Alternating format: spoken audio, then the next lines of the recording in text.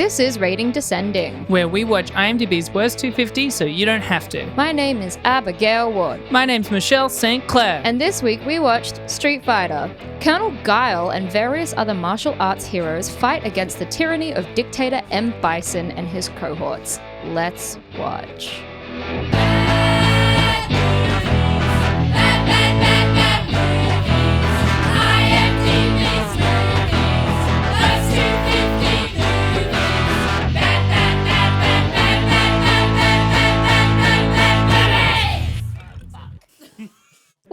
Well, look who we've got crawling back to the podcast, the prodigal daughter herself. Please, sir, I want some more. More? Oh, more? Oliver. It's Mel Killingsworth. Hey. Also known as Oliver. Yes. I'll take it. Thank you for coming back. Oh, thank you for having me. Oh, it was a delight and a pleasure last time. I fully expect it to be a delight and a pleasure this time. And if not, there will be issues. Not to put any pressure No pressure. on, but right. yeah, no, We've just started. No. And you specifically, I mean, last time you chose Material Girls.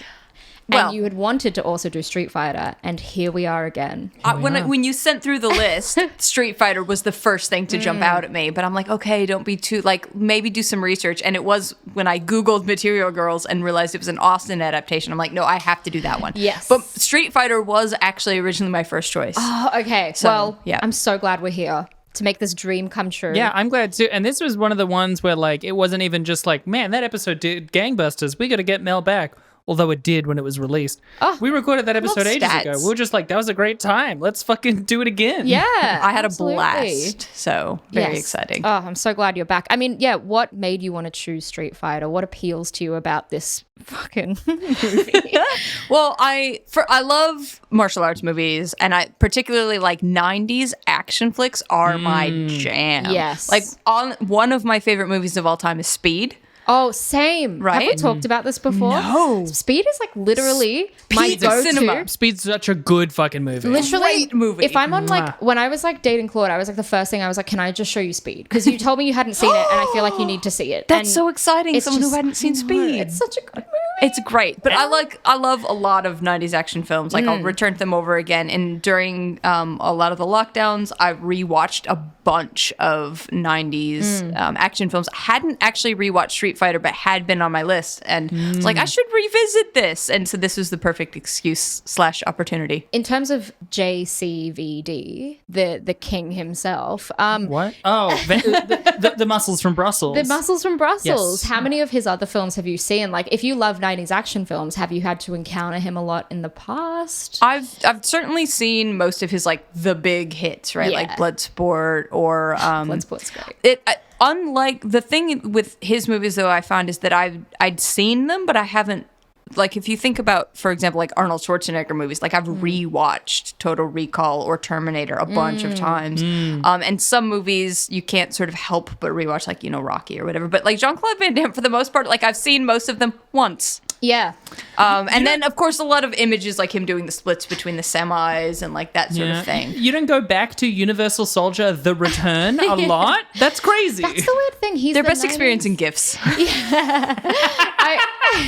The weird thing about Jean-Claude Van Damme is that he is the 90s action hero that never had a good film under his belt, which means that's the reason you don't go back to Spoiler alert for what you thought about this. It's just that at least with Arnold Schwarzenegger and Sylvester Stallone, they are in absolute classics that are also, there's also some good films in there.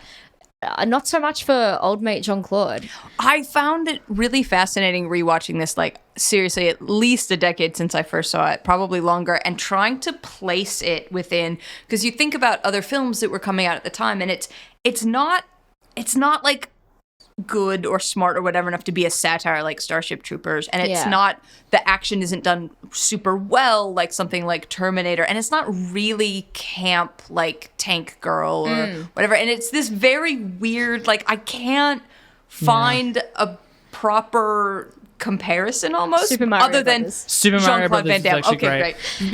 Because if there's anything both of those movies have at their core, that what you're missing from this is a fundamental misunderstanding of what video games are, but complete confidence in what you think video games are. And that's the thing. Like, I think that those two films together, we did Super Mario Brothers not too long ago on this list. They are such a great double billing together because they fit the exact same itinerary of like absolute balls to the walls. What did you think the video game was to make this kind of film? Yeah. They are, I think if there's any film that's near to it, Super Mario Brothers. I think it's because like a lot of video games do tap into this really specific tone that I think is not unique to, but like so emblematic of video games, and games like Resident Evil 4 or whatever are great examples of it, because that's a game that's like a horror game, a serious game, and then there's like an infinite rocket launcher and like a chainsaw with hand. There's like all this silly shit in it, which is so common, is to like have this tone of like, yeah, everything is like serious and full, but there's also like such high camp that isn't traditional camp in it. And the way a lot of the proto video game adaptations would do it, even things like Mortal Kombat the movie, which I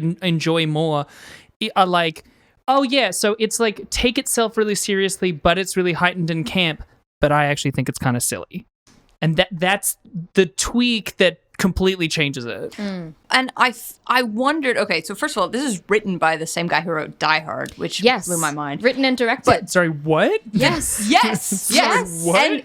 And directed. Yeah, But directed, yeah. The direction is really fascinating because when you talk about that, I'm watching how he's directing, and I feel like he's directing it as what he imagines a video game plays out as, when you just like, I need to introduce you all these characters, but I just like throw you a bunch of scenes all at once and you get it, and then we'll set up a fight, and then that'll go for a little while, and then suddenly we have this like side journey or this side scene, or this cut scene or whatever, and it's like you played a video game and went, sure, I understand all video games, and now I'm going to direct this film like a video game, and it's very interesting, the directing theory. Well, I think a good example of like the kind of thing you're talking about, I was watching this with my darling girlfriend Brooke, and You have a girlfriend? I do. Oh my God, what's her name? Brooke. Oh my God. Is she a darling? She's a doll. I wish you mentioned that in the first place. I'm so sorry. It's It so just vague. slips my mind. I was watching it with her, and she repeatedly and specifically was getting annoyed at their outfits and stuff, and particularly about Cammy. And I'll get back to Cammy. You fucking tell me. We must. But because in a game like Street Fighter, there is a story, but the story is so loose at that time in video games. The visuals and tone are all you've got to like primarily seal it, and that's the stuff changed the most. Yeah. And that is such a strange choice for both this and Super Mario Brothers. Where the aesthetics are the most radically changed. And I don't understand. If they were going to change all the aesthetics, why did they go through what felt like these weird, belabored, like, hey, we have to give a backstory or an explanation to why this guy's wearing a headband? No, but all of the backstories, every single one is wrong. Right, quote, and that's unquote. something We'll get into bother? because I wanna know bother? about the lore of the world, and I want to know how it differs. We should get into that. But Going back to what you said about That's my treat. the writer and director, Stephen E. D'Souza, I had to just double check because, as you mentioned, he did write Die Hard, but from my memory... And Die Hard 2. Yeah, I watched Die Hard like maybe 25 times in 2020 because I was writing an action film, and I just kept going back to it because I was like, what did Die Hard do in this bit? It's a great script. But I remember knowing that it got manhandled a little bit just because it started off with this one guy's script, and then they weren't satisfied with it during shooting, and they pulled a guy in to fix it during the shoot, and that was Stephen E. D'Souza. Like, he took the script and he basically did like a bunch of rewrites, and he was handing out pages the day of the shoot. I'm getting something PTSD. crazy. But I feel like it's a sensational script either way. I think it's like an amalgamation of two men. But that kind of blew my mind because didn't expect the guy that did Die Hard to be the guy behind this. Yeah. Let's get into some key details, and then I really want to hear about just the lore of Street Fighter, because Michelle's rubbing her hands in glee. As I said to Mel, in an ideal world, this would have been Michelle's episode because she's a Street Fighter gal. My knowledge of Street Fighter is limited to knowing that there's a big burly character called Abigail, and that's it. Yes, there is. Yeah. Who's not in this. No. He was introduced later. Yeah. But let's get into some key details, and then we'll get into that lore because we need to. We absolutely need to. So just, as we mentioned, written and directed by Stephen E. D'Souza, based on the Street Fighter game series. And then I wrote down a tiny paragraph about what that game series is. Based on Street Fighter 2. Yeah. Why was it so specific? Apparently it was the best-selling one. It was the best-selling one by far. It I am not even sure all of Street Fighter 2 and 3 cemented the very Street Fighter thing of like multiple releases with slight differences, because you got to remember it's an arcade game first. So the arcade consoles were different from each other. It makes less sense when you play it on console and you're like, why is it Street Fighter 2 Turbo Edition and Street Fighter 2? This sucks. But Street Fighter 1 is really bare bones. Street Fighter 2 is the one that cements Street Fighter. It's the one that introduces a lot of, like, the only ones from number 1 that come back are Ryu and Ken and Sagat. But like Chun-Li, Cammy, like so many of them are like from Street Fighter 2, and it's like multiple releases and stuff. So it's the one that like sets up. M. Bison is Street Fighter 2. Like every part that it's pulling from or that we think of as Street Fighter really is from Street Fighter 2. Okay. And actually, quick question, if you know it off the top of your head, Michelle, what does the M in M. Bison stand for? Mike. Here's a fun fact. Mike Bison? Mike Tyson? Yes, because originally in the Japanese, in it was Balrog, the boxer, who is also a bad guy in the games. It's like there's the 4 champions of Shadaloo. No, I'll get to this. It's the 4 champions of Shadaloo. Balrog, the boxer, who in the movie is one of the allies of Chun-Li. Craziness. So strange. And then there's Vega, Sagat, the villain of the first one, and M. Bison. And originally M. Bison was Balrog, and the black boxer was Mike Bison. What? But when they were doing the localization, they were kind of like, I don't know, I think we might have flown too close to the sun. We might really get in trouble for this. So they just sort of cowered it out and swapped the names.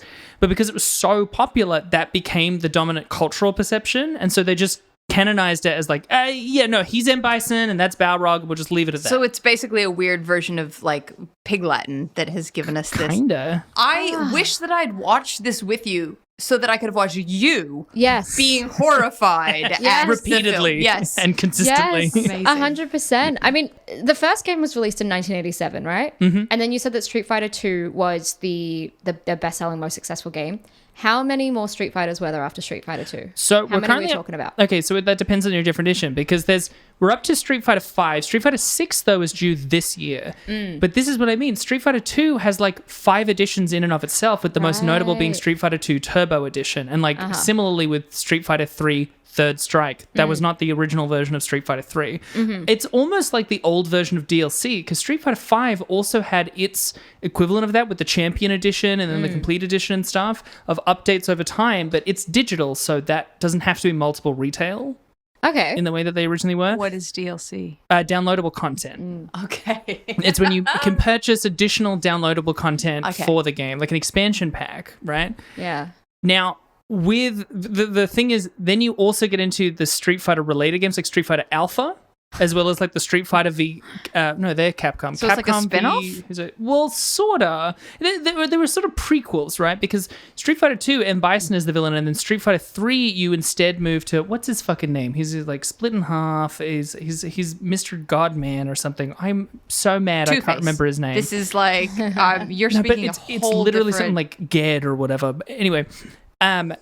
Completely different thing. So they set a lot of these like prequels in the lead up to and post Street Fighter 2, because that's sort of the most iconic era or whatever, right? So there's like several of those. I don't know exactly how many and stuff. Not to mention, of course, all of the like made for TV anime movies, the animated series, all of the comics and stuff. There's heaps of Street Fighter lore, you guys. I feel like I've not done a deep enough dive. Actually, I came in as cold as possible because I'm like, I would like Michelle to explain this to me, and I am salivating. Well, the thing is, I didn't want to research anything about the original franchise because I knew Michelle would know, and any research I did would not compare to what Michelle knows. So I was like, why would I take away the joy of her explaining the lore to us when I would just do it far worse? It's probably worth mentioning at this point, I was not a kid who enjoyed Street Fighter. I actually played Tekken out of the fighting games, which is, as an adult, I don't like as much because all of the combos are like long input. Like you got to input all of these specific things. It's like 20 buttons in a row or whatever. And that's so frustrating because otherwise it feels like you're just going kick, kick, punch, punch. And you can't do anything unless you memorize. But Street Fighter is built in like 2 to 3 button inputs as the combos, and it's about stringing those together. So you can, as a newbie, feel like you're doing more, which is really, really engaging. I only started playing Street Fighter because one time my darling girlfriend Brooke. You have a girlfriend? Was her name Brooke? Her name's Brooke. Is she a darling? She is. Read my mind, Mel. She was feeling really down, and we wanted to do something together. And so I went through to try and look at like games to play together, and I saw the Street Fighter 5 was on sale. It was like $10. And I was like, I'm going to get this right now. And I downloaded it in front of her, and then we started playing it, and she had a really good time. And then like the rest of the week we played every night. And so then I was that. like, yeah. And you know what? We both started to get pretty good. Because I don't know anything about, I never really played video games at all. Sure. But I've played like Street Fighter like 2 times in my life. But my perception is you can mash a lot of buttons and stuff happens. And you can get by on that until you actually figure out the order of button mashing. Well, so you can start and just go, ah! That's what I mean. That's what makes it more fun to me than a lot of the other contemporaries like Tekken and stuff, where if you just button mash, you kind of just do a single punch or whatever. Whereas, in Street Fighter, you can not know how to play and feel like you're achieving more, and it's kind and then of back intuitive. engineer it. Like you mash a bunch of buttons. Oh, it did a really cool thing. How did I do that? They based the combos off of what people were doing in the arcade boxes and stuff. So some of them are like multiple inputs because people would spam the same buttons. I would love a job being that person. And some of it like is about like swooshing the joystick, and that's because they found that people, rather than like trying to block and go back or whatever, would like swoosh it forwards. And so that's amazing. Hadouken. That's the main like attack for a lot of them. I would watch a Moneyball style movie about the people who were studying the people playing the arcade games and then engineering Street Fighter 2 around the most often used combos. It's really, really cool. Was Street Fighter ever an arcade game at all? Yeah. Like primarily an arcade game. So it started as an arcade game. Well, it would have been pre-personal computers if it was 87. So like the main okay. one that was on like Street Fighter 2 right. Turbo Edition was on the Super Nintendo, as were some of the other Street Fighters and stuff. Yeah. But it was mostly on Nintendo consoles, and Street Fighter 4 was where it started to be like more console based. But you got to remember, especially in Japan where arcades are more popular, it's been an arcade primary thing for most of its lifespan. If anything, the upcoming Street Fighter 6 is the first one that feels like console developed rather than arcade developed. Yeah. Okay, good to know. I've only really seen Street Fighter through you playing it on the PlayStation. Yeah, well, I looked all this up because I was like, well, Brooke seems to really enjoy it. So to show her that I love her, I'm going to learn everything I can about Street Fighter. Who's Brooke? Oh, she's my girlfriend. She's a doll. Oh, okay. All right. Just be more clear next time. That's such a great love language. Thanks. Well, here's the overview of whatever they did to Street Fighter in this film. And then you can explain to us the lore of the world and how it differed. I will. From whatever happened in this film. There's no way you're containing that. So much. I'm so excited. This is going to be a terrible overview, guys.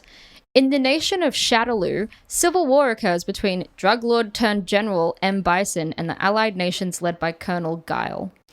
Bison has taken hostages, and Guile vows to track him down.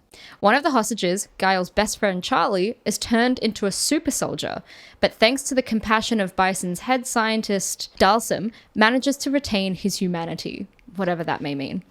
Guile arrests a group of street fighters for violating... Sorry, actually, what they refer to them as is various other martial arts heroes. Sorry, yes. The classic iconic name. For violating curfew. He then recruits them to help him find Bison and plans his assault on Bison's base.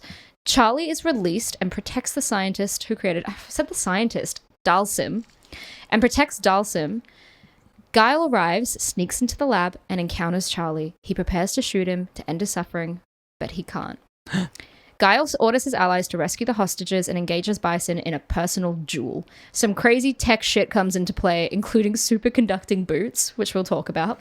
Yes. Before killing Bison, he flees the exploding base, having to leave Charlie and the scientist, Dalsim, behind and reunites with his comrades. Nice. That's the really bare bones plot A shit. Yeah. Did not get to touch on any other characters or plots.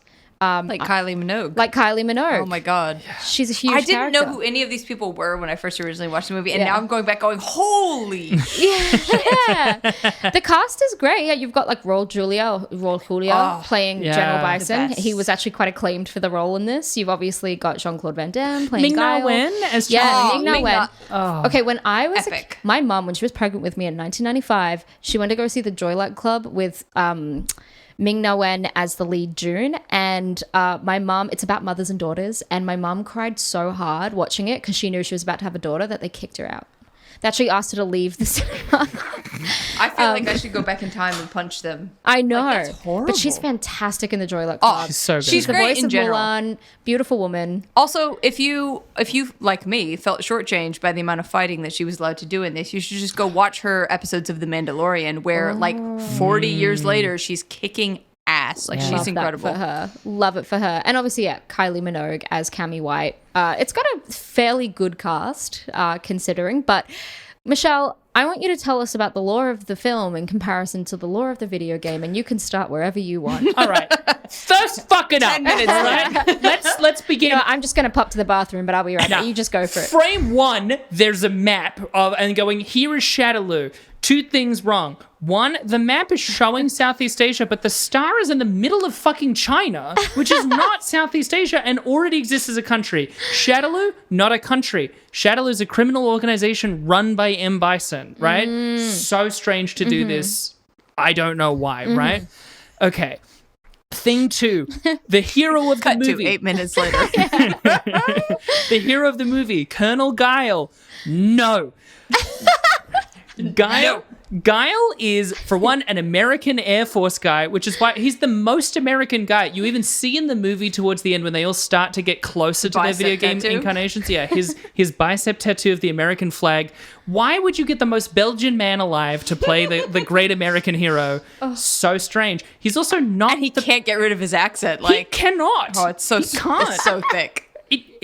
Guile is not the protagonist of Street Fighter, right? Who is the protagonist of Street Fighter? Ryu, more than anything. Okay. You could. It's sort of complicated because it's very ensemble. Of at all times. the Street Fighters, or just of Street Fighter 2? Of all the Street Fighters, Okay. he's the primary character. Because Ryu in this is played by Byron Mann. Yeah, And he's like the fucking villain in every corporate drama at the Yeah. moment. Like he's in The Big Short. Like I feel like he just wears he plays evil men in like business suits that's all where the time. I fucking recognize. Yeah. him. God damn it. Yeah. Yeah. Ryu is the primary protagonist up until apparently Street Fighter 6. They're going to go in a slightly new direction. But last time they did that was Street Fighter 3, and everyone hated it, so they brought Ryu back in. That's a different thing. Ryu and then Ken, who was introduced in Street Fighter 1 just because classic Luigi, they need a palette swap player 2 option. Yeah. And then they just were like, he's American and he's red. He hangs out with him still all the time. And then the real sort of tritagonist, but deuteragonist, because Ken doesn't fucking count, is Chun-Li, right? So this should be the Ryu Chun-Li movie. Yeah. Guile knows them. He's their friend who works with them. He's not the main guy, nor is he Belgian. So mad about do it. we know his nationality in Street Fighter? In the game or the movie? In the game. In the game? In the movie, he's American. He's an American Yes. Air Force guy. Yeah. in the he's game. an as American well. soldier. Okay. So that is accurate. Yeah, well, yeah, it's accurate that he's American, but he doesn't work for the Allied Nations. He works for the American Air Force, right? Ostensibly. It's already so fucking I need bad. you to draw me a chart. Ryu, by the way, is known for the only way you could fucking recognize Ryu in any way, he's got a white gi and a headband. The headband, I would say, is the most iconic part. And the specific thing that even later, when he gets it as a Shadaloo uniform, also awful, disrespectful to go their iconic outfits are the villain's uniform. Yeah. That's so weird. And then he doesn't wear the headband. That's crazy. Also, Ken's blonde. Somebody else gets the headband.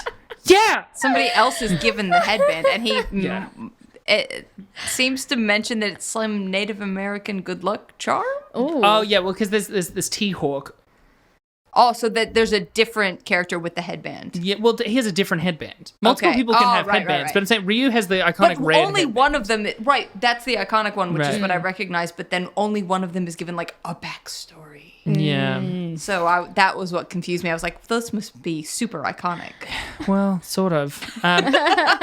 Now, Chun-Li. Chun-Li works for Interpol, right? She does have a backstory where M. Bison killed her dad. And that's in the game. That's in the game. and that's in the movie. That's in the movie. That's in the movie. There's a whole scene about It's not it. really that way, but I like that they kept that because that's her motivating thing. One of the problems I have with the story for Street Fighter V. Hey guys, spoilers for the story mode of Street Fighter V.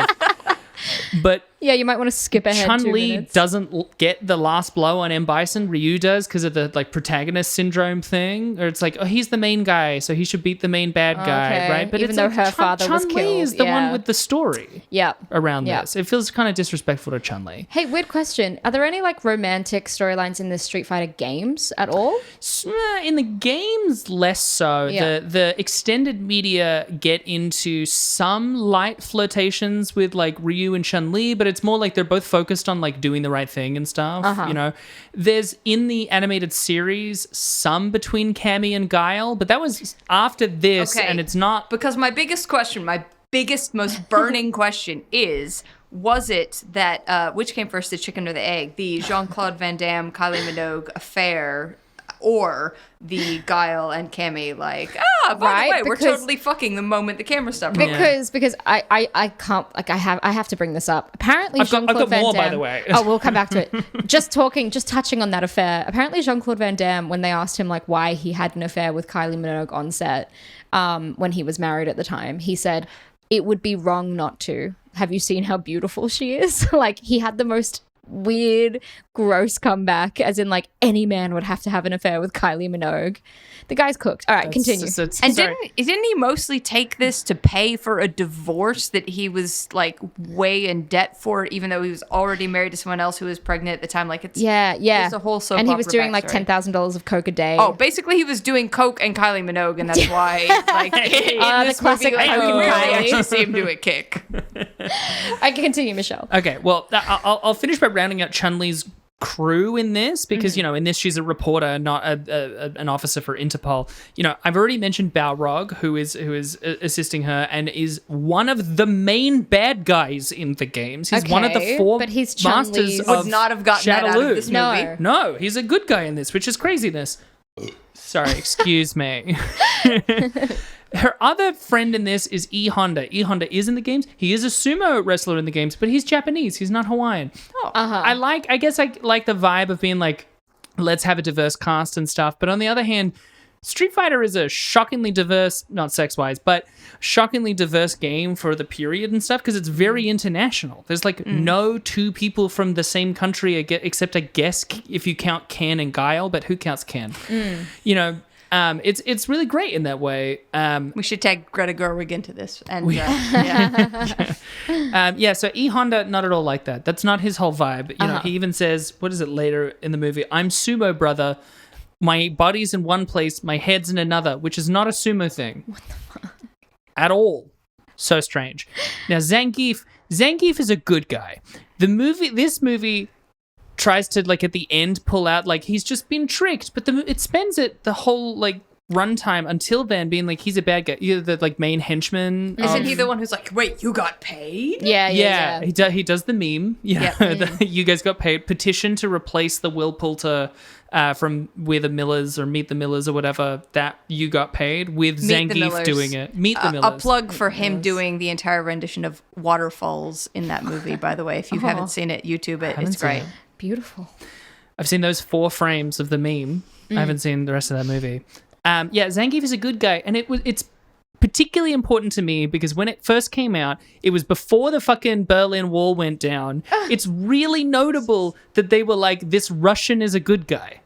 This Russian wrestler is a good guy who's on the side of good. Wreck-It Ralph did this same thing where he's in like a group of villains and it becomes very apparent that they never played Street Fighter because they just go, oh, the Russian guy, I bet he's a villain. But he's not. He's a good guy. He's just a lovable wrestler man who sides with the forces of good. And then now he trains 2 different, very muscular women, and it's pretty hot. I will say, like, despite myself, found myself going a lot of times, oh yeah, I mean, it's bad, but it's hot. Yeah. I get you. A smaller nitpick, Vega doesn't work for Sagat. They're both masters of Shadaloo. And it kind of bothers me that How his many like masters henchmen. does this place have? Yeah. 4. Oh, 4. Yep. Yeah, Sorry, yeah. I'm tracking. I should have been taking Vega, notes. Balrog. Yeah, I'm going to quiz you later on this. Yeah. Balrog and M. Bison. those are the 4 guys. Those are the 4. Well, in 5, though, The Warriors of Shadaloo. Sagat actually retires and is replaced with Fang, or Fang, who's actually the guy who spearheaded the Dolls program. I'm coming back to this. Okay.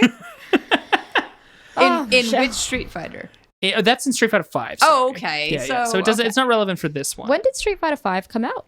Oh God, I don't know off the top of my head. 2012, Okay. 13. Not too So long it's been ago, a but- decade. Yeah. It's been a while. It wasn't but like in the 90s. they've been upgrading it and stuff. Right. Yeah. But it's the newest The one. multiple mentioned spin-offs, side hustles, The original version was a little lackluster, but now it's pretty good.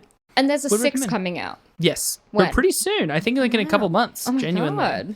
Yeah, although they've moved away from the incredibly iconic Street Fighter font, and it just kind of looks like an Adobe stock logo. It's really awful. It's really quite terrible.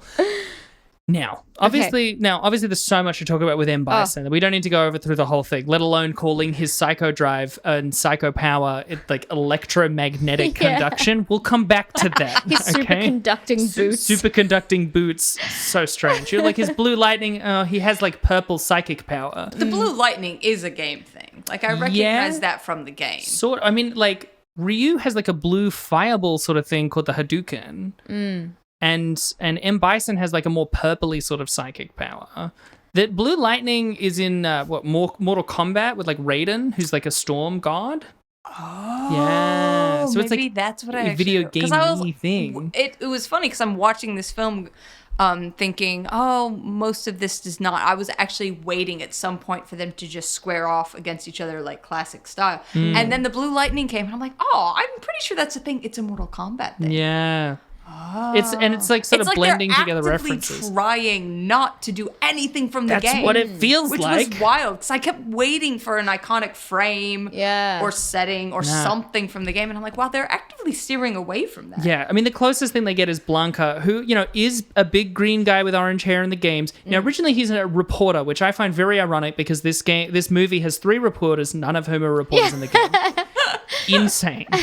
And he has electric powers. He has electric powers. Doesn't use them in this. Are they green? No, they're blue. That's what I mean. He has blue, but he doesn't have he doesn't blast it. He kind of like Sonics. He can like roll as a ball and get electric and stuff. And here it's pretty very cool. much like okay, I'm gonna botch the joke. You're the editor. You have to hang on. The book Lenny and the when he kills Lenny at the end of the book of Mice and Men. Okay, great. Hang on. I'm gonna restart the joke. So the whole Charlie and Guy. It's only funny if I keep it all in now, is the problem. God damn it. The whole Charlie Guile relationship feels very much like Of Mice and Men when he's like, I'll help you. And he like holds the gun up and he's like, and then I will avenge you. And it's just like, oh my, wow, that escalated so quickly. You've seen him again for like 5 seconds. Yeah.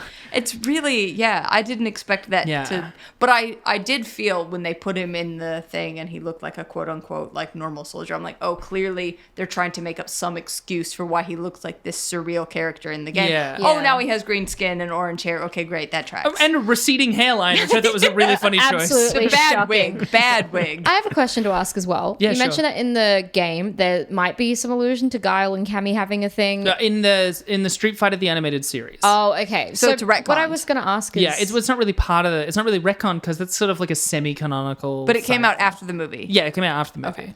What I was going to ask is, you mentioned that Ryu and Chun-Li might have a thing in the game? Yeah, but it's that sort of just like light, like... Because more than anything, it's like fan wishing. It's so weird that at the end of this, Guile is like, him and Cammy clearly have a thing, but then at the end, Chun-Li is like, how about that interview? And then he's like, only if you wear that dress. The What's last going scene on is with the so love horny. triangle? I It's think so everyone horny. wanted to fuck. Yeah, That's truly. all it is. He's like touching Cammy's chin, and then he's like flirting with Chun-Li immediately afterwards. And then they all like just kind of The last scene is just so sexual. Everyone's like sweaty and shirtless and looking at each other. It's just so horny and erotic. No complaints. In my lore dump, I want to do one last thing before I pivot, Do right? it. Because I want to talk about Dalsim, who is not a scientist. He's a yoga master. He uses yoga fire. That's his main thing. Yeah. So he's a character in Street Fighter the game. I didn't think he was. Is a yoga master. He's a yoga master who can do yoga fire. Now, the sort of racial aspects of that are a little not great, but, I'm neither Indian nor Japanese, so I won't comment too far. In the game? In India. He's Indian. From India in the game as well. Yeah. It's just, like going like yoga fire is a little odd, Yeah. is what I mean. Yeah. But this is my pivot. he was the guy who helped Cammy learn about the dolls program, right? So that's when I want to talk about Cammy and the dolls program. What is the dolls program? Okay, here's Joss the thing. Whedon's Dollhouse with Eliza Dushku. That's a big pivot. But I'll jump on that bus. Good. These days, that's a deep cut, and I'm here for it. Thank you. Okay, here's something that wasn't explored in the movie, but I'm obsessed with. So I was looking it up because I really like playing as Cammy. Cammy is the second female character in Street Fighter after Chun-Li. She was introduced in one of the Street Fighter 2 expansions, right? She finds out at some point that she is actually a clone of M. Bison because M. Bison's body is deteriorating because of his psycho power. What? Do they look similar in the game? I'm more interested now. No. So Okay. this is because his body's deteriorating, so he has several plans, and one of them is that he makes a bunch of clones called the dolls, of which Cammy is one of them. And at no point in anywhere on the wiki, in anywhere on Wikipedia, in any development, in any scene I've seen in any Street Fighter, does anything address, but she's a woman. The queer theory thing is tracking. My queer theory is Cammy is trans because also they're called the dolls, which is a very common like trans women term for each other, is calling each other dolls. And I'm like, it's literally like if he was like, I'm a straight guy, here's my group of robot girlfriends, and then it's a bunch of 20-year-old dudes called the Twinks. And you'd be like, that's not a girlfriend. What are you talking about? Like he just has a bunch of trans women that he wants to like physically take over. To literally embody him. Yeah. It's a fucking metaphor for transition. It's like maleness forcing literally themselves. putting yourself in a different body that presents as a gender that socially will be accepted as the gender you want to be. Her whole story is about like she wants to be on the sides of good, but she will like drop that in a heartbeat because she wants to save the dolls. And so she is just trying everything she can to try and rescue the dolls. Jesus. Cammy is trans. Okay. Now, one of the dolls is very important. There's Jury and Junie and DeCapra and all of that sort of stuff. But one of the ones I want to also talk about in part of my queer theory is Seth. Seth is a robot man who is the villain of Street Fighter 4, but he comes back in Street Fighter 5 because what the fuck? Shut up. Siri has decided to join the conversation. Because he takes over the body, or rather, because he's taken out, he's like given the body of Doll Zero, who is fully robotic, not like anyone's actual body or whatever. Yeah. But is a woman's body. And so he is sort of force-femmed, which he seems kind of into. He at first is like, what? That's not my body. And then he's like, okay, cool. I'll do this again. This is full-on transness. Just fluid. Complete transness. And so it's just Seth with this man voice, and it's a like robot this sexy woman body, or it's a human body. It's a robot human. It's an android humanoid body. Manufactured body. Sure. Yeah. Right. It's a synthetic body. Right. It's But, not like, like is a it pre-existing synthetic in that, person. like- Okay. Is it synthetic in that like underneath the skin is like wires and cords? I guess so. Yeah. Okay. All right. I assume so. In the and game, you stuff. don't actually get to dissect the dolls. Exactly. Okay. And that's what was lacking in it. Yeah. to Well, be the other fair. dolls we know are like flesh and blood, but this doll Right, so is clones, synthetic. and this doll is a bit unusual. Yeah, exactly. That's To be able to wild. put Seth, the force-femmed woman, in. And that's not even to mention Poison, who is a character originally from Final Fight, who there's some like developer translation nonsense of like a lot of people are like, canonically she's trans, and then some people are insisting like, no, that was never said, or it was just a joke, or whatever. Either way, that is 3 trans women in Street Fighter. All right? All right? That's not even getting into the homoeroticism that Mel hinted at earlier. The no homo dojo bros. Yeah. Yes. This is a game of my people. Yes. Okay? Game for the queers. It's pretty queer. I mean, Yeah. however you slice it. But that's what I'm saying. Kylie Minogue brings 0 transness to this story. She does. Couldn't have made her straighter and more cis. Yeah, So I'm mad about it. chosen a straighter woman. Yeah. I'm so sorry. She's not Michelle. even clockable, you know? I guess this does technically pass the Bechdel test, because when they talk, the only time the 2 women talk to each other, they talk about hairstyles and not about men. So that's neat. Technically, That's it great. passes. That's great. Which is just an example of why the test is actually just the bare bones interesting point to talk about, not actually something that should Yeah. be deep film theory. You know what's Cammy's weird? also English in the game. in the game. Okay. Not in the movie. Do they talk in the game? she's Australian. Well, yeah, well, it's They got- cutscenes and stuff. Her accent is basically negligible. So I feel like they're trying to make everyone's accent, except Jean-Claude Van Damme's because he physically can't, as negligible as possible. I think Americans, and I'm particularly referring to the people making this, not to you, can't really tell the difference all the time. Between Australian and British? Especially when it's like East Coast soft Australian accent compared to like the stereotypical Bogan. I honestly think some of them can't tell. Yeah, no, it's true. When I went to England, they couldn't tell I was Australian. Really? But I think I sound more Australian now, but when I was younger, I think I sounded more English. See, I can't do an Australian accent to save my life. I can do a British accent, though. Oh. I mean, it's not good, but yeah. I find them very different. I think that, like, it's less... I mean, England, all the accents are so different in England in particular. It's so easy to separate them. And some parts of America, it's harder to really hear it in Australia, but sometimes you can. One time I met someone, they were like, "Are you from Perth?" And I was like, "No." And they were like, "Oh, like you sound like a bit like you're from Perth." And I was like, "How can you sound like you're from Perth?" Anyway. It's only really Adelaide. Adelaide has much more of that European, like that English. Yeah. Anyway. Also, Melburnians have a drawl. Some Melburnians have a bit of a drawl to the way that they speak. That's the end of my lore dump and queer theory. Loved it. If I was going to add anything else, it's just that Chun-Li's dress in this is not her iconic outfit, but it does have one similarity with her iconic outfit, which is the thick thighs.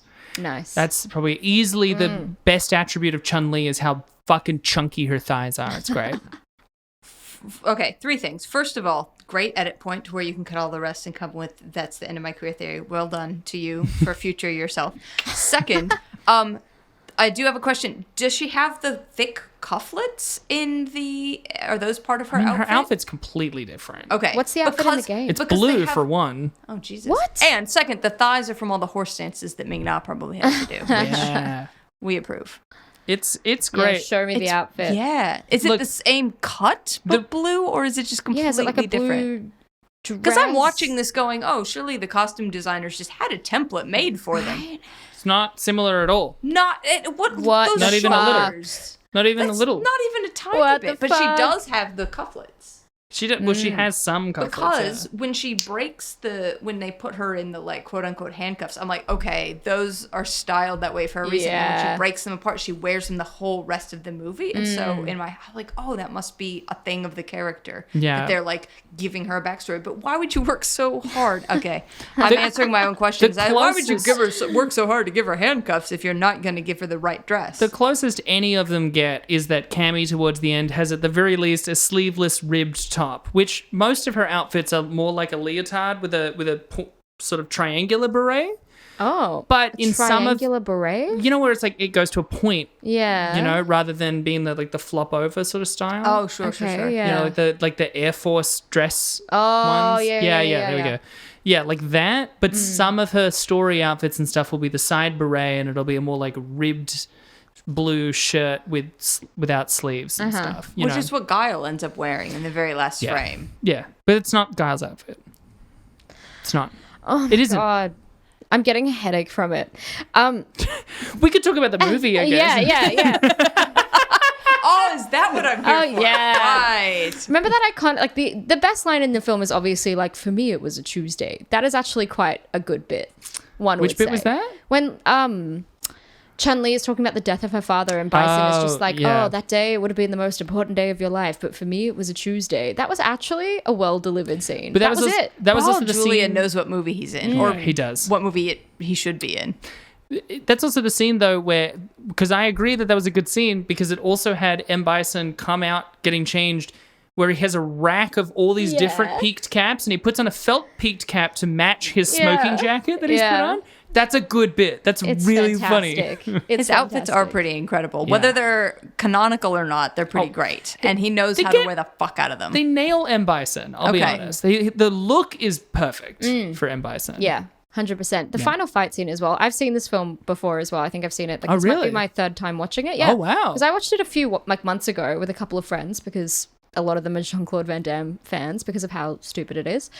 And I think I'd watched it prior to that as well with a very similar group of people. It's come up a lot. I've watched a lot of JCVD things this year. Yeah. I can't believe you said that was one of your favorite lines, though, because, I mean, I can't believe you didn't love earlier in the movie with Sagat, you know, like, Ryu and Ken are meeting him. He's the crime lord, and then Ken's like, "Didn't you hear there was a curfew?" And then Sagat says, "In Shadaloo City, no one tells me anything," which is clearly meant to be, no one tells me what to do, but because he's responding to information, it just sounds like no one talks to me. In Shadaloo, I'm kept totally in the dark. Shadaloo, just no one tells me anything. I did wonder, speaking of lines, that there's one where JCVD, since we're abbreviating, and now he's like, "I'm only half dead," and he's all dead. And I was wondering if that was meant to be a reference to like health or hit points in a video game, and just badly done, but for me, it felt like that, where it's just like, you can watch someone's health go, and it's like halfway, or then the boss is like all the way dead, but then of course he rejuvenates, like because the boss is never. That's good, but the movie's pretty on the nose when it wants to be, because it has when M. Bison is trying to take down the stealth boat. He gets out an arcade thing and he starts hitting the arcade buttons pretty randomly and aggressively to set off the mines and the depth charges. And this is where I would usually point to a tension between the writing and the directing, except it's the same person, which is what was so confusing. Because most of the time when I'm watching this, it's like there's a massive tension between the vision that the writer sees and the vision the director is trying to convey. But he's directing his own script. He is. I'm so confused. I'm confused too. I don't quite understand. Like, it does feel like there's a disparity between the two, but hey, this is the guy that came into like Die Hard and just kind of ripped through new pages of script and handed it across the table. He's just very good as a script doctor, clearly. He is, but as a director, he needs not good. No, not good. Not good. Surprisingly, he didn't really go on to direct much else after this. It's crazy. That's so crazy. Oh although this movie apparently did not super well, but decently. Commercially, it was money-wise. fairly successful, yeah. But were there like highlight moments for you, Mel, in this film? What stood out? Because I was waiting for that final fight scene, because I love the final fight scene. The electrocution gets me every time. Everything about Raul Julia was incredible. I realized as I was watching, I did not remember almost any of this film. I'm like, oh, right. Okay, that's a thing that happened. But none of it's, even now, I'm like 3 days out from watching it. I was like, I don't remember very much anyway. Fair. That's what this podcast does to you. Yeah. Yeah. We like Super Mario Brothers, when we did watch it, I had seen it before, but I was like, I should watch it again. I'm so glad I did, because I did not remember the presence of dinosaurs and lizards as characters in that film. Which is a crazy thing to forget in that movie. It's all about dinosaurs and lizards. That's the movie. Yeah. You know what's weird is I feel like I do remember having this thought multiple times while watching. I was like, oh, if Big Trouble in Little China had been badly directed, that's what this would have been. Yes, oh my God, you're so fucking right. Yes, because you watch Big Trouble in Little China and you're like, oh, you know exactly what you're saying with your tone and you're being sarcastic, but the characters are playing it completely straight. But as a director and as a viewer, you know where you're going with this. This film is not that. No. But it's got a lot of the same like building blocks, if you will. I was kind of into the first like 30 to 40. Yeah, and sure. it doesn't know how to scale up. It introduces like including the fight scenes. I was waiting because again, when I first saw this, I was a teenager, and so I'm like, oh yeah, the fight scenes are gonna get really epic, and I know that Jean-Claude Van Damme and Ming-Na Wen, and like I know that these like, okay, we can do fight scenes, and they just don't. No. Yeah. Like, they don't showcase their talents, and I'm like, oh, surely it scales up. It gets epic, and it just doesn't. Even the really final fight scene, which is fun, I'm, like, waiting for them to break out the martial arts moves. They barely do any fighting, let alone in the streets. There's, like, one really great hook kick, and that's about it. And, okay, so, speaking of lore, there's a couple things, and there's a couple cuts, actually. That's what else am I here for? There's 3 things I'm going to mark that I'm going to actually talk about on Shot Zero in the next month or so. But what's that for our listeners who may not have listened to Material Girls? Shot Zero is a page. It's on Instagram, it's on Twitter, it's on Facebook that a friend and I, Stu, run where we analyze shots from films. And there's 3 shots of this that I actually really want to analyze for better and or worse. But actually, we mostly only analyze things for better.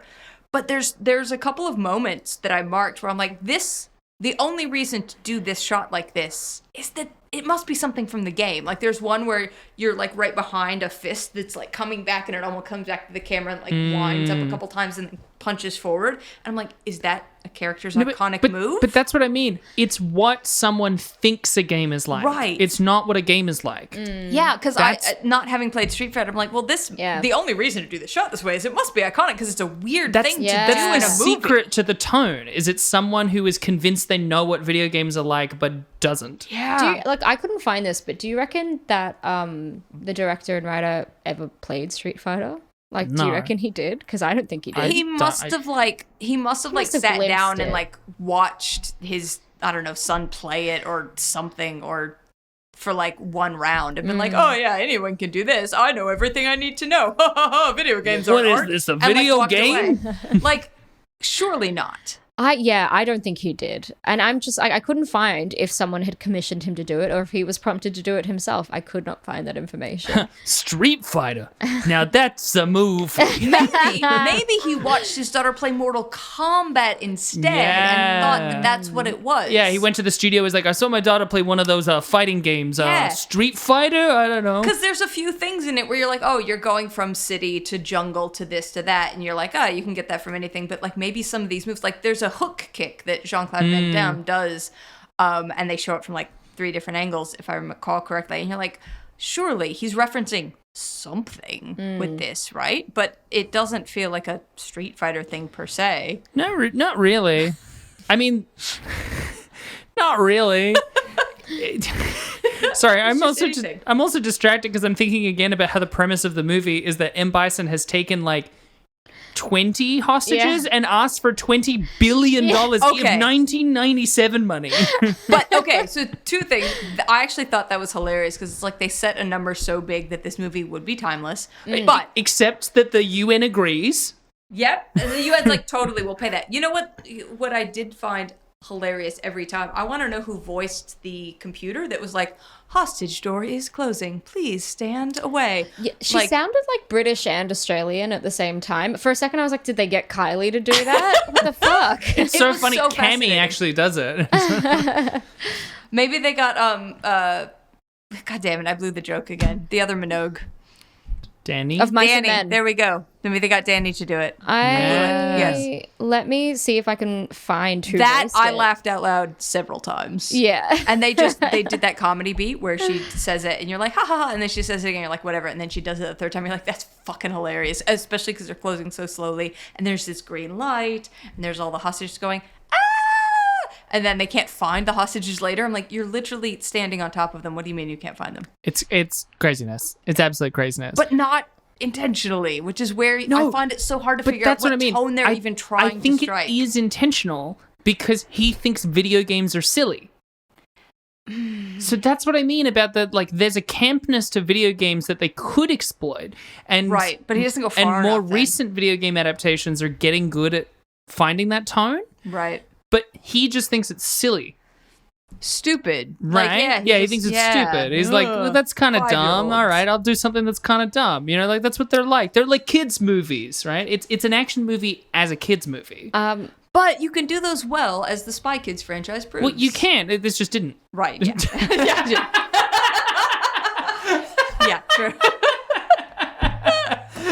I couldn't find who the voice is. No one of note. It must then be, if it's not listed, it probably is one of the other actors. Maybe. It sounded a bit like Kylie at one point. I would not doubt it.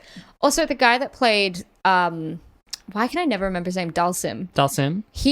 As we said, he was so fucking good. He was truly too good for this film. He's been in like Oscar-nominated movies. He's played across from Daniel Day-Lewis. He's a legit actor. He's an OBE. Wow. Yeah. As an American, I'm like, yeah, who gives a fuck? But also, that is impressive. That is bloody impressive. He is like this mix of like Ben Kingsley and Leonard Nimoy. That's how he looks to me. Like a perfect. Whoa. Like perfect mix of those you're right. Yeah. You guys are on point tonight. These are great descriptors. But yeah, his performance was far too good and for this. what is he doing in a film where you have like Jean-Claude Van Damme, who is what he is, and then you have Raul Julia, who again, incredible, but a very, very, very tonally different actor. How did they go, here's our cast, and also Ming-Na Wen, and also Kylie Minogue, who puts this cast together? Who's this casting director? Yeah. fucking... What's her pull? Like, Well, like the budget was $35 million. And it was commercially successful. It made about $100 million. But $35 million budget for those cast members. When did this movie come out again? 1994. Oh, 94. I was getting so confused with our last week's episode, Mr. Magoo, and I kept thinking it was 97. Yeah, 94. yeah. Oh, cool. When I was born. Yes. I'm a Street Fighter baby. Oh my God. Which are you, a Nepo baby or a Street Fighter baby? Street Fighter baby. Yeah, same. My parents saw this last scene and they were like, holy shit. they got real horns Everyone's up. so fucking hot. I mean, you guys, do you want to hear some trivia about the film? Because I've got love to. a lot. It was actually really difficult. I had to really pick and choose because there was like 180 items or something stupid. Oh my God. Like, yeah, a ridiculous amount. And a lot of it was just about how fucking insufferable Jean-Claude Van Damme was on set. Just like, why make him the main character then? Just lead with Ryu and Ken, even though the guy that plays Ken sucks. He's terrible. Terrible Ken. Ken's a big, arrogant guy. Is he? Yeah. Because I was he's imagining, kind of fun. I guess maybe, again, a Barbie movie on the brain. I'm like, surely he's just meant to be insipid and pretty and small and like arm candy. Yeah, but with more, I wouldn't describe muscles. this guy as arm candy. No, though, I wouldn't you know? either. But like, again, clearly this director has no idea what, you know. Well, they kind of just played as like bad, what is it? Shanghai Noon, Shanghai Nights, Owen Wilson and Jackie Chan. Both. Is kind of a better vibe for Ryu and Ken than these two. Yeah, right. Oh, that's a great pull. Yeah. Yeah. And when I say both, I mean they made both of those movies. Yeah, no, I was trying to reference yeah. both of them. Yeah. Yeah. Shanghai Nights and Shanghai Noon. You hated that I loved those films, but now you're pulling them as references. I didn't say they're great movies. The first one was fine. The second one was oof. It was terrible, but I fucking loved it anyway. I say Abby showed it to me as a movie that she loved, which is not a great way to go into Shanghai Nights.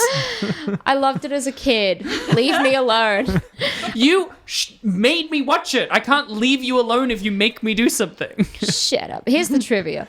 Director Stephen E. D'Souza, to answer the question, well, there wasn't really a question, to follow on about the budget and the stars that they pulled in, apparently the director deferred his salary to pay for his cast. Wow. Is that because he wrote it and it was his baby? Yeah, it implies that. Okay, this is my actual greatest nightmare, is I commit so hard to something and I'll like defer myself and I like believe in it and it's actual trash. Yes. Like it's just tripe and I have no idea what the fuck I'm doing. This man is living your nightmare. Tune in for my first feature film in 2024.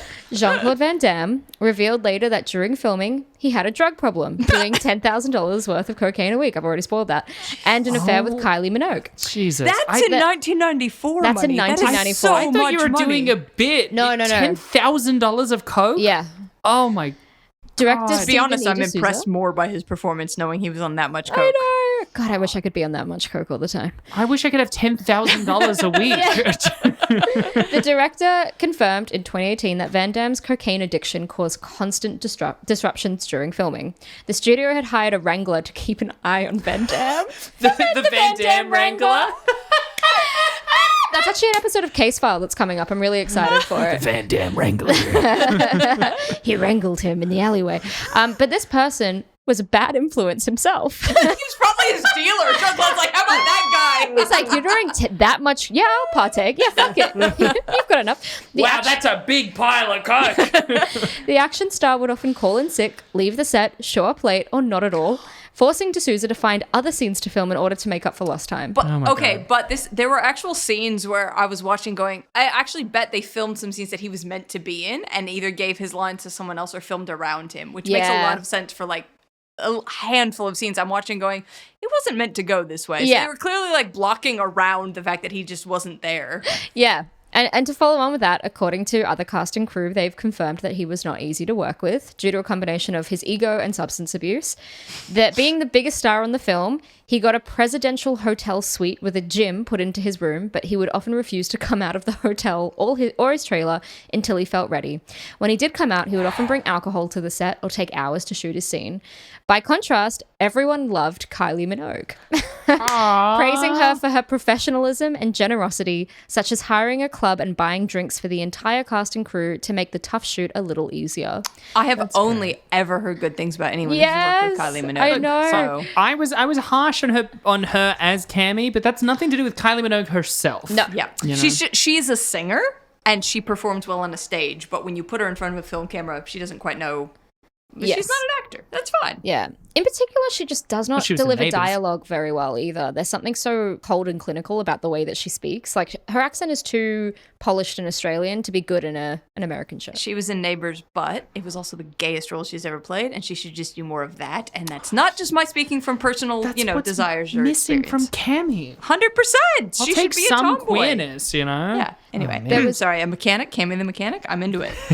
There was equal praise for Raul Julia, who was accompanied by his family due to being terminally ill with stomach cancer, which he died from within a few months of the film wrapping up, I'm pretty It's sure. dedicated to him. The movie's dedicated to him and then still includes the post-credit teaser where he comes back, which is a really weird thing to do. The one thing I Googled about this, because when it came up with dedicated to, they took it out of the theatrical release. Oh, thank God. But apparently it was kind of like thank too God. late that it was still in the home video, but actually they had taken it out of the theatrical Good. release. Because that would have been It felt real rude. Yeah. Well, despite his declining health and frail state, everyone thought that Julia was always focused and was a joy to work with. Wow. For the role of M. Bison, he researched various dictators and crime lords and their lives and personalities and mimicked many of their traits to incorporate into his character. Notably, Benito Mussolini, his hand gestures, Joseph Stalin's mannerisms, Pablo Escobar and his elusiveness, and Adolf Hitler's love of art.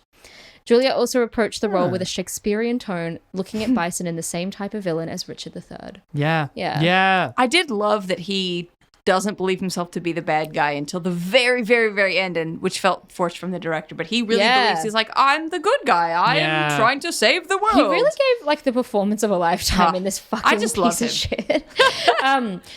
He also accepted the role because his children were fans of the Street Fighter series, and he wanted to participate in a film that he thought they would enjoy with him, which is very sweet. Ming-Na Wen, who we love, said that she cringed after seeing the finished film for the first time. Yeah. Correct. And she told her ER co-star, George Clooney, that she feared her career would be over.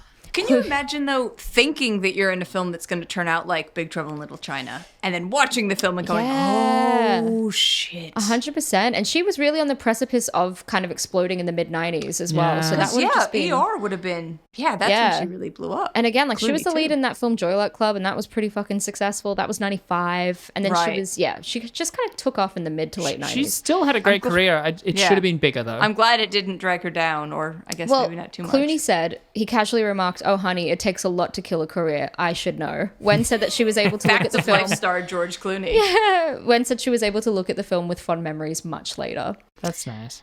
Also, due to several setbacks, the production was already 6 days behind schedule on day 10 of the shoot in Thailand. Because it was shot in Thailand and Australia. Every time when the producers confronted the director with delays, he employed what he called the old John Ford trick. I'd never heard of this. By tearing out a page from the script to get back on track. However, during editing, he found that several vital scenes were missing and that the fight scene choreography lacked cohesion, so sets had to be rebuilt in Vancouver for reshoots. Oh my god. I learned this. Give me the hubris of a straight white man directing a movie. I learned this trick from one of the greats. You just chuck it out. Oh my god, it's missing. What?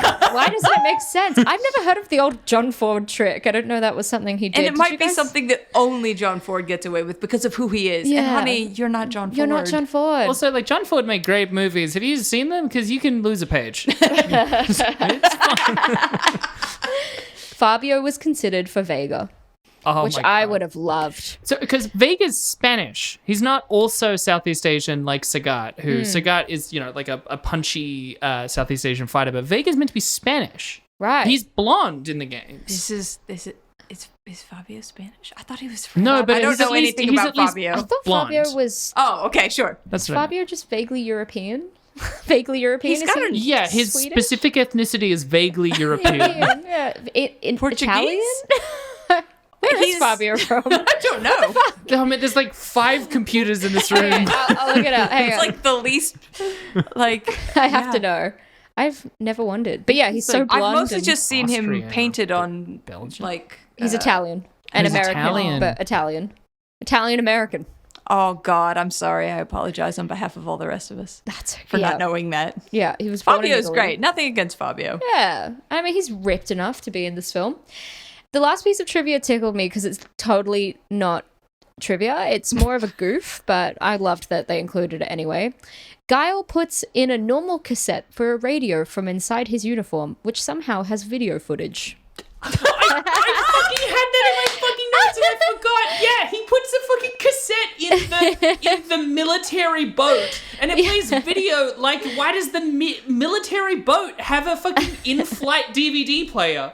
What the fuck? Oh, God, sorry. And Ming-Na's, what was her character's Ming-Na name? Oh, again? Chun-Li? Chun-Li, like, when she's tracking the chip, I love that there's, like, 3 different screens that all look like very, like, Looney Tunes. There's a couple Looney Tune sequences in this, actually. The barrel thing that he, like, slices with the boat. And then, but when she's tracking it, there's these 3, like, really screens. And I'm like, what is this? And very, very strange. The technology.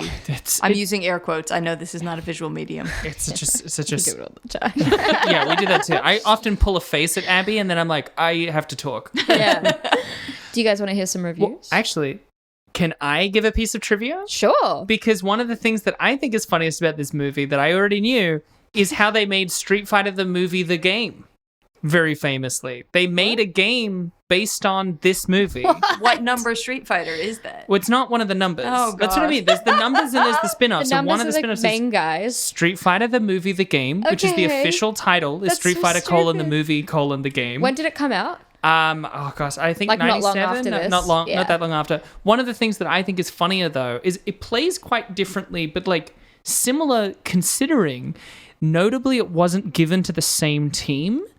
And that they wouldn't like share their code. So they had to kind of reverse engineer all of Street Fighter, an incredibly precise game, just to make this movie adaptation from scratch. Oh They just had to God. completely like my see God. it and try and figure out how to make it. And so like it plays really differently, but it also is like similar enough that you're like, pretty good job for like 90s level game programming. Especially for something that, I guess if you're playing it more as an adaptation of the movie, which is barely an adaptation of the game, Yeah. right? So you're like... It's the Waluigi of Street Fighter. It's Here's some reviews. It has 11% on Rotten Tomatoes. Leonard Maltin gave the film his lowest rating, Wow. writing that even Jean-Claude Van Damme fans couldn't rationalize this bomb. Richard Harrington of the Washington Post said this film was notable only for being the last film made by Raul Julia, an actor far too skilled for the demands of the evil warlord General M. Bison, but far too professional to give anything less than his best. Stephen Holden of the New York Times referred to the film as dreary, overstuffed hodgepodge of poorly edited martial arts sequences and often unintelligible dialogue. Emmanuel Levy, there's so many negative reviews everywhere. Emmanuel Levy stated that the film suffers from the same problems that impaired Super Mario Brothers. Hey. It's noisy, overblown, and effects-laden and lacks sustained action or engaging characters.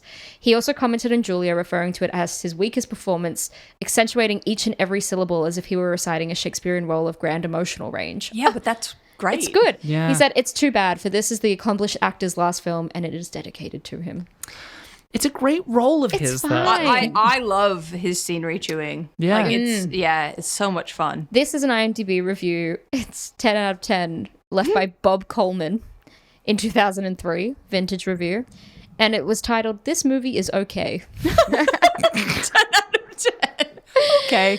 I've seen Street Fighter around 8 times, and I don't see what's so crap about it. The only thing that I thought was crap was the last fight scene between Guile and Bison. It should have had more action and should have went longer. The cast was well chosen, and the actors played their parts perfectly. I really don't see what's so crap about it. If any of you think this is crap, go fuck yourself. Whoa. Because this movie's good, and I suggest you go and watch it. I'd give it 6 6.5 out of 10. 10 out of 10. It's okay, but go fuck yourself if you don't like it. And also it's 6.5 out of 10. I'm not sure he knows how to maths. This is called One of the Great Classics, left by Armisisp. What a movie. The cast was awesome. There was genuine action the entire movie, not just fake CGI. It holds up very well. Even in this day? Question mark. And this is a 10 out of 10 review left by Dark Hunter. For the fans, it is called. Bottom line is, slam this movie all you want. If you are not a hardcore fan of Street Fighter, then it is probably going to do nothing for you. But being a huge Street Fighter fan, I think the movie rocked. Got to see all your favorite characters. Chun-Li is so hot. And it was entertaining. To me, it's the best game to movie adaptation yet. Although I also liked Resident Evil, 10 out of 10. Chun-Li is so hot. Chun-Li's such... Oh my god, Chun-Li is so fucking hot. But hey, that was Dark Hunter's review. What was your review, Mel, to begin? Please. Okay, so look, if you guys and like 10 of our friends... We rented a movie theater out and we got a bunch of popcorn and we and we played this on a big screen. I would have the fucking time of my life. 100%. It would be a Me too. blast. I'd be a part of something. I love that. Yeah, you could like make fun of it. You could throw like honestly like so for that, the fact that you can watch this and go look. And to be honest, I was again not having seen it since I was probably a teenager, thinking about the fact that like, oh, how racist and homophobic and sexist is it going to be? Not actually that bad. No. Yeah. Even the like sexism, there's this like lampshady bit on it, right? Where you're like, hey, you know what? I would not have a problem watching this with my godkids going, oh no, they're going to say a slur. Yeah. Or like, oh no, I'm going to have to explain to them. They specifically lampshade that Guile's not sexist. Yeah. You know? So... You know, they say it very explicitly. Yeah. It's not because you're a woman. It's because you're a reporter. Like, he still is, but they try and say he isn't, so they know that's bad. So, like, for the fact that I could see myself having an absolute hell of a great time, I've got to give this a 6.5. That's a good score. It is. That It is is a good probably score. like the film I've been looking forward to for so long because I've seen it before, and I have done what you were saying. I've watched it with a group of friends. Yeah. It is fantastic to watch in a group. It fucking rocks. Michelle, what's your review? Look, obviously, I'm more influenced by liking the Street Fighter games and knowing about the lore, and so every scene is like another Painful. person slapping me in the face. It's like and a then shiv going, to the no, loin. this Like a is how dead it works. fish. Yeah. He's been dead for like 4 days. It's also the decision to make Guile the lead character played by a Belgian That's painful. is like if you were adapting Lord of the Rings and made Legolas the lead character and he sounded like he was from Florida. It's just strange. Okay, I rescind my review 1 out of 10. Like, I think if I had your connection to it, I would fucking hate this. Yeah. But But if I'm taking it on its own merits, right? Because I mean, look, I will also say Ryu and Ken are like the tertiary characters. They're barely in it, right? And it's so strange. It is crazy. As someone that hasn't played the games, it's when they were in mind blowing. it. It's mind blowing right that reasons. Ryu Yeah. was like actually the protagonist of the game. Yeah, that must be so strange to learn given his complete lack of prominence in Yeah. this movie. Taking it on its own merits, I had a good time. It didn't cross an important threshold, which is my darling girlfriend Brooke. She's a doll. She's my girlfriend. Uh-huh. You know, I'll Wait, what's her introduce name? you guys. Brooke? Brooke. Oh. Brooke. Yeah. Okay. Just again, be more clear. Just Sorry. easily confused. Brooke is my girlfriend. She is a doll. Well, now you're just being patronizing. What do you want from me? All right. She doesn't really like bad movies and resents every single day that I have to do this. She likes some bad movies though. So there's like an important threshold of like, how bad is it for me? Of like, will she walk away? And she did walk away from this.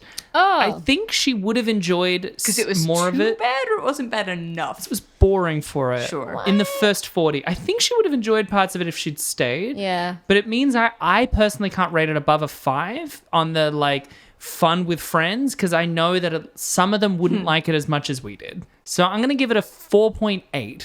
No, 4.9, right under a 5, because I did have a fun time. This is not the movie on its own merits. If I include it as a Street Fighter adaptation, Yeah.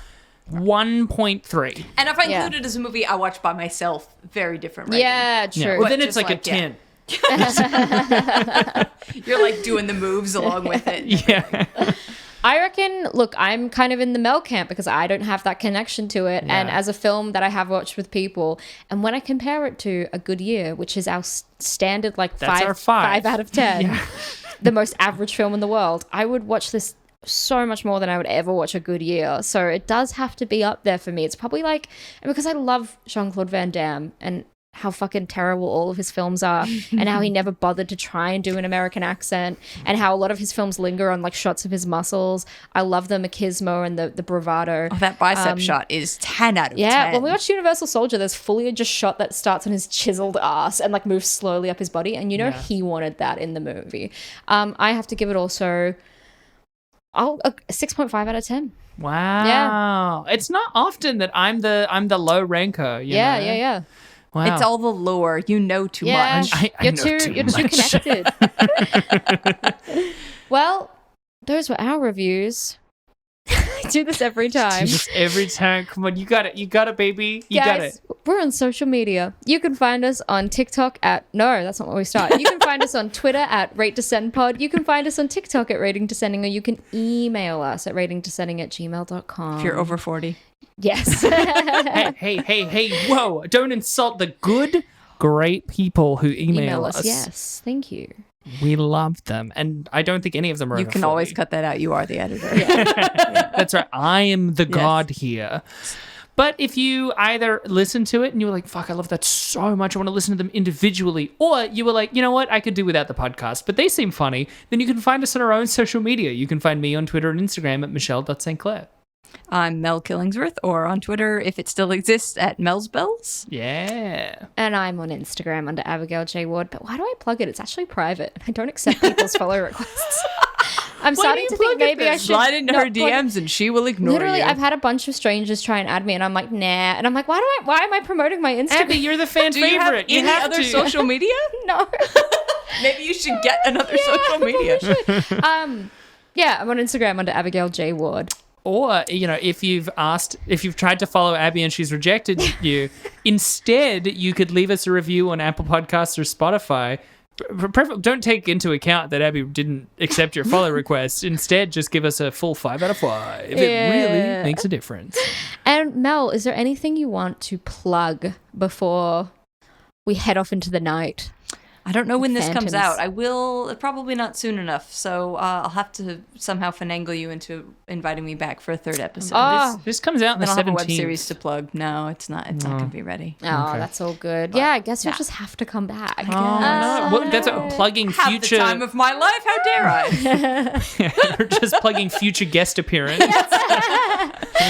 Well, thank you for joining us again. And Michelle, what are we watching next week? Next week, we are watching Plan 9 from Outer Space. Oh. Yeah, it's a biggie. It's a fucking biggie. I can't believe that's on the lowest 200. I can't believe it's this high. I mean, for audience listeners who don't know, The Room, it was the worst movie of all time common ranking, And along with you Birdemic Get and it. stuff. To make up for the fact that you didn't get Street Fighter, you get it. I get to do it. Yeah. And I get to talk about the inherent transness of Ed Wood as well. Oh my God. I cannot wait to listen to this episode. It'll be great. I'm really keen By this episode, I clearly mean that episode, not the one I'm in. I don't listen to my own voice. Oh, yeah. No. Yeah. I'm in Plan 9 from Outer Space. Well, join us then. In the meantime, To hear the fuck up. Plan 9 from Outer Space. Wait. fuck up. You're trying to... Oh, that's good.